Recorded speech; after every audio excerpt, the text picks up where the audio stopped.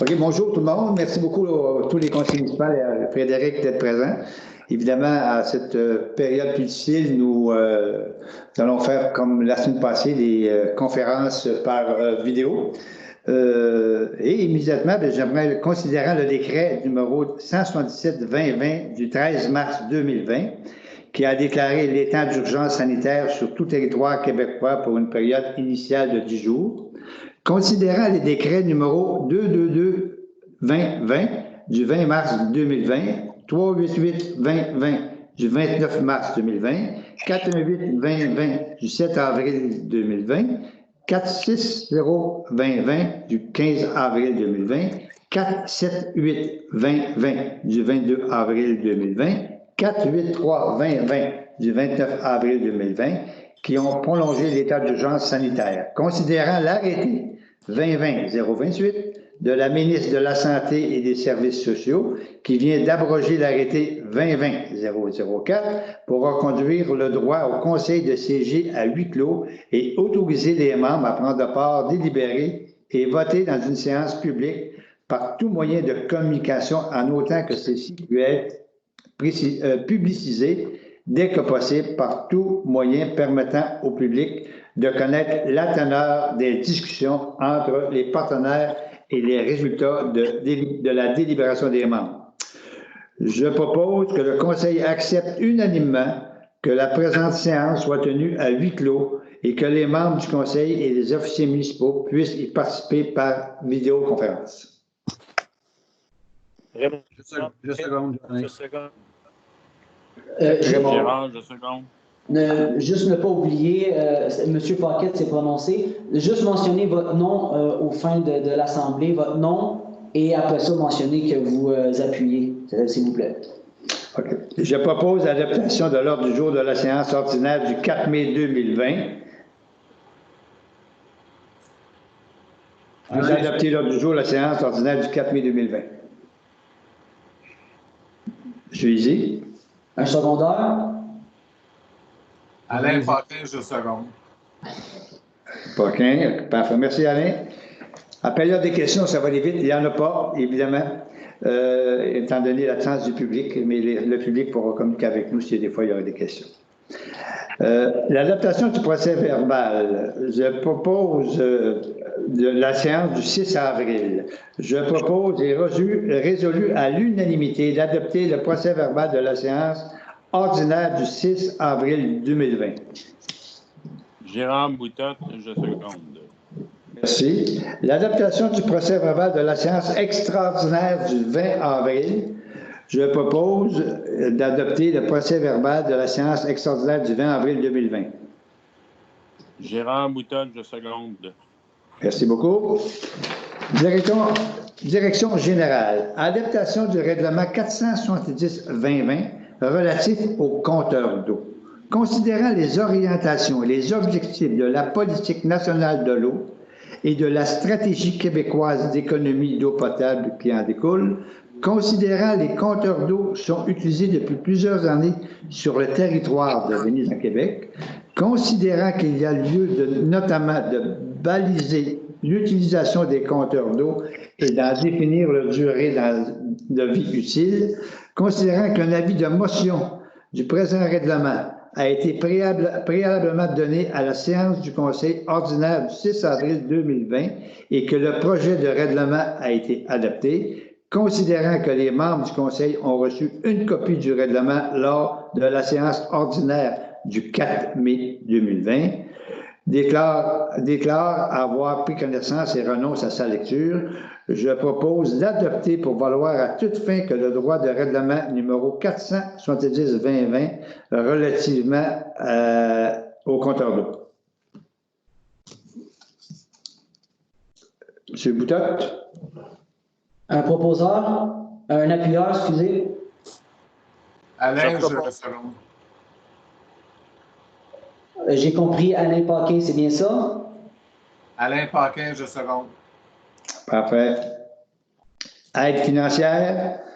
Considérant que les activités d'ordre culturel, sportif et événements ne pourront avoir lieu avant le 31 août 2020, considérant que la députée de la circonscription d'Iberville désire utiliser son enveloppe dédiée aux événements culturels, aux artistes qui subissent les conséquences du coronavirus, considérant que la députée laisse le choix à chaque municipalité de déterminer la manière de partager l'enveloppe sur son territoire respectif, je propose de donner l'enveloppe de 1 500 $ à M. Jonathan Godin, chanteur et musicien bien connu dans notre municipalité. Michel Vanier, je seconde. Règlement numéro 466-2019-1, règlement amendant le règlement décrété de l'imposition des taxes pour l'année 2020. Considérant que la crise pandémique du COVID-19 a amené le Conseil à prendre des dispositions pour alléger le fardeau fiscal des citoyens, considérant qu'un avis de motion du présent règlement a été préalablement donné à la séance du Conseil ordinaire le 23 mars 2020 et que le projet de règlement a été déposé, considérant que les membres du Conseil ont reçu une copie du règlement lors de la séance ordinaire du 4 mai 2020, déclare avoir pris connaissance et renonce à sa lecture. Je propose d'adopter pour vouloir à toute fin que le droit de règlement numéro 466-2019-1, règlement amendant le règlement décrétant l'imposition des taxes pour l'année 2020. Jean Lézy, je seconde. Merci, M. Lézy. Finances, M. Alain, s'il vous plaît. M. Paquin. Les finances. 6.1, octroi de contrat, assistance technique Diane Bégin, considérant les besoins de la municipalité pour effectuer les tâches comptables supplémentaires. Je propose d'octroyer le contrat d'assistance comptable à Mme Diane Bégin au taux de 50 $ l'heure pour l'année 2020 pour un montant maximal de 12 500 $. Gérard Boutin, je seconde. 6.2, autorisation de paiement Raymond Chabot Grant Thornton. Considérant l'obligation Comptable. considérant l'obligation de la municipalité à produire un rapport financier fait par un auditeur externe, Alain Paquin, je propose d'autoriser le premier paiement de 6 200 $ plus les taxes applicables à la firme Raymond Chabot Grant Thornton, d'autoriser le directeur général à payer les autres décomptes progressifs en lien avec les modalités tarifaires du contrat de service octroyé par la résolution 11776-12-02. Gérard Boutin, je seconde. 6.3, autorisation de paiement compteur d'eau du Québec, considérant la résolution 11855-03-02, autorisant l'achat de compteurs d'eau. Alain Paquin propose d'autoriser le paiement de 91 128,50 plus les taxes applicables à l'entreprise Les Compteurs d'eau du Québec. Gérard Boutin, je seconde.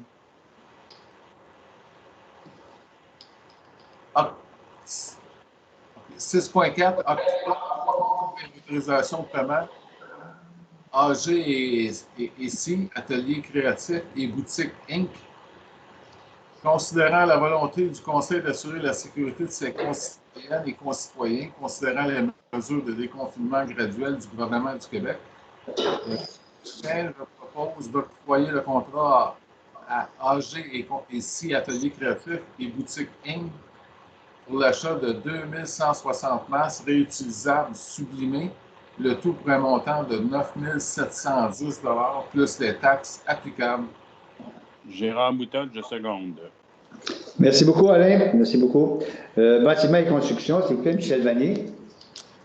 Oui, là, on a juste le dépôt de l'inspecteur. Oui. Il y a juste le dépôt de l'inspecteur pour août 2010, mais là, on me dit qu'on va y aller sans dire les chiffres en fin de compte. Parfait. Parfait, Michel. On est rendu à sécurité C'est publique. correct, il n'y a pas rien à seconder, on est bien. OK, sécurité publique, il n'y a pas rien pour aujourd'hui. Urbanisme et environnement, M. Gérard Boutat, s'il vous plaît. OK. Gérard Boutotte, oui. Je regarde ça présentement. OK. Le 9.1. Adoption des projets de construction, rénovation dans le cadre d'un PIEA, considérant une demande des propriétaires du 520 avenue de la Pointe-Jameson, de la construction d'un bâtiment accessoire et rénovation d'un bâtiment accessoire. Et aussi le 331 23e avenue Ouest, l'agrandissement d'un bâtiment accessoire. Considérant une recommandation favorable du comité consultatif d'urbanisme, considérant que les projets sont conformes à la réglementation municipale, Gérard Boutotte, je propose d'approuver les projets de construction tels que définis dans le préambule. Michel Vanier, je seconde. Une dérogation mineure maintenant au point 9.2 sur le lot 5 684 482. Considérant que cette demande de dérogation mineure aurait pour effet de rendre réputé conforme une réduction de la marge de recul avant de 2,05 mètres au lieu de 7 mètres pour permettre uniquement la construction d'un escalier. Considérant une recommandation favorable du comité consultatif d'urbanisme, je propose d'approuver, c'est-à-dire la demande de dérogation mineure pour le lot 5 684 482. Alain Paquin, je seconde. Le point 9.3, c'est une dérogation mineure. Le lot 6 362 496. Considérant que la première demande de dérogation mineure 2020-003 aura pour effet de rendre réputé conforme la construction d'un garage d'une superficie de 150,94 mètres carrés au lieu de 93 mètres carrés, tel que prévu dans le règlement de zonage 322-2009, considérant que la deuxième demande de dérogation mineure 2020-004 aura pour effet de rendre réputé conforme la construction d'un bâtiment accessoire ayant une pente de toit d'un versant plutôt que deux versants, tel que prévu à l'article 310, c'est-à-dire du règlement 314-2007. Considérant que la troisième demande de dérogation mineure, la 2020-005, aura pour effet de rendre réputé conforme la construction d'un bâtiment principal ayant une pente de toit d'un versant plutôt que de deux ou quatre versants, tel que prévu à l'article 310 du règlement 314-2007, considérant une recommandation défavorable du comité consultatif d'urbanisme pour l'ensemble de ces demandes, je propose, Gérard Boutotte, je propose de refuser toutes les demandes de dérogation mineure du lot 6 362 496. Alain Paquin, je seconde. Merci beaucoup. Alain, s'il vous plaît, égout sanitaire et acadeux.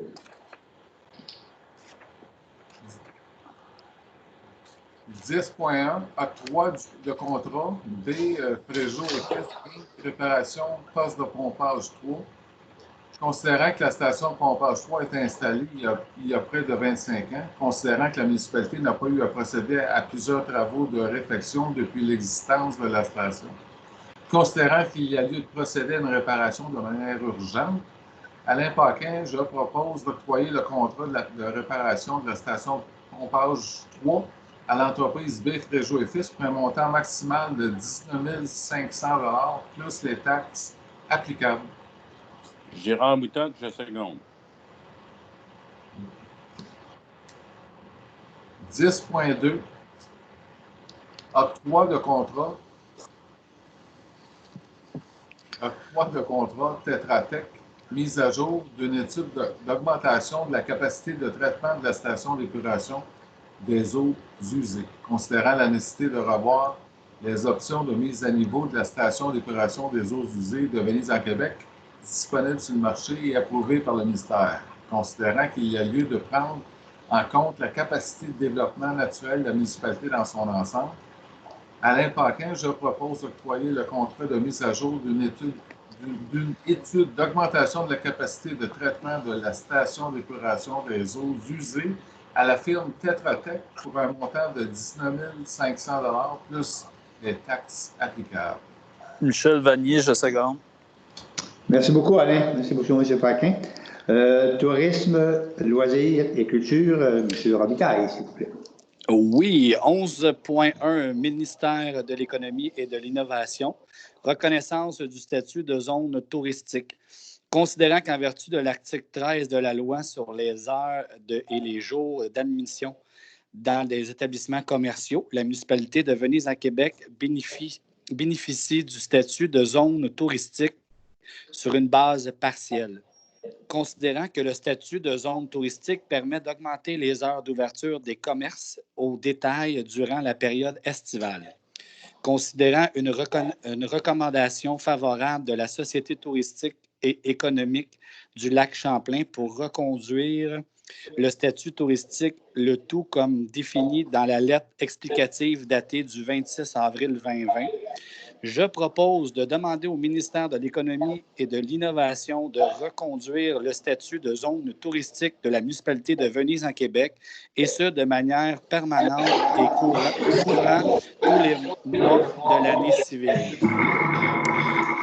De faire parvenir au ministère de l'Économie et de l'Innovation la lettre explicative provenant de la Société touristique et économique du lac Champlain. Jean-Né, je seconde. Merci beaucoup. Donlin, merci beaucoup, Steve. M. Raymond Paquette, Travaux publics et voiries, s'il vous plaît. 12.1, octroi de contrat entreprise Robin Courchaine, saison 2020. Raymond Paquette, je propose d'autoriser l'octroi de contrat à l'entreprise Robin Courchaine pour la saison 2020 et ce jusqu'au 30 mai 2021 pour l'entretien des herbes et le tout défini comme suit. La base de plein air au coût de 150 $ par couple. Du parc Jameson au coût de 110 $ par couple. Le terrain adjacent au chalet des générations au coût de 65 $ par couple. Le fauchage des lots vacants et l'enlèvement du foin au coût de 22 $ le lot. Et le fauchage des accotements de route au coût de 65 $ l'heure. Jean-Né, je seconde. Merci beaucoup.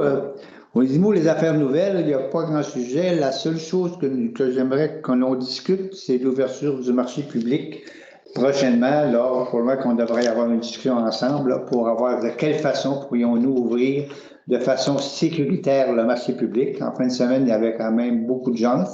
La permission que nous avons donnée à la pizzeria se fait très, très bien. Il y a aussi la crème glacée qui est ouverte en fin de semaine. Donc, le comité devrait se pencher assez rapidement pour qu'en fin de semaine qui s'en vient, nous ayons peut-être une façon de faire pour essayer l'ouverture du marché public. Aussi, il y a présentement sur le terrain de M. Daniel Lefebvre une affiche écrite à main jaune très laide qui dit de respecter 3 mètres. Si vous me permettez, je vais aller voir M. Daniel Lefebvre pour lui dire, est-ce que l'on pourrait faire ça un peu plus professionnel? Venise à Québec est quand même, comme vous avez dit tantôt, une zone touristique. Donc, c'est beau de mettre des affiches, mais on ne peut pas mettre des affiches de Boréalis si vous me donnez la permission. Oui. D'accord. Oui. Les comptes du mois déboursés du mois d'avril 2020, je propose de ratifier les chèques émis et les paiements directs exécutés durant la période du mois d'avril 2020, présentés sur la liste des déboursés déjà approuvés pour un montant de 281 114 $ et 45 sous, d'approuver les dépenses figurant sur la liste des déboursés à approuver pour un montant de 111 000 $ 903 et 45 sous. Raymond Paquette, je seconde. Évidemment, étant donné le genre de réunion que nous avons, la période des questions, à part des conseillers municipaux, il peut y avoir beaucoup de questions du public, mais si pour une raison quelconque le public veut s'adresser à nous, en tout temps, il serait possible d'envoyer une demande à la municipalité ou téléphoner à la municipalité et demander peut-être à communiquer avec le maire pour qu'on puisse répondre à certaines questions, évidemment à cause de la période que nous vivons présentement. Est-ce qu'il y a un proposeur pour la levée de l'Assemblée? Jean-Né propose la levée de l'Assemblée. C'est nouveau. M. John Easy propose dans la levée de l'Assemblée. Merci à tous le groupe. Seconde. Vous êtes vraiment formidable. Ça a été très bien pour une réunion enregistrée.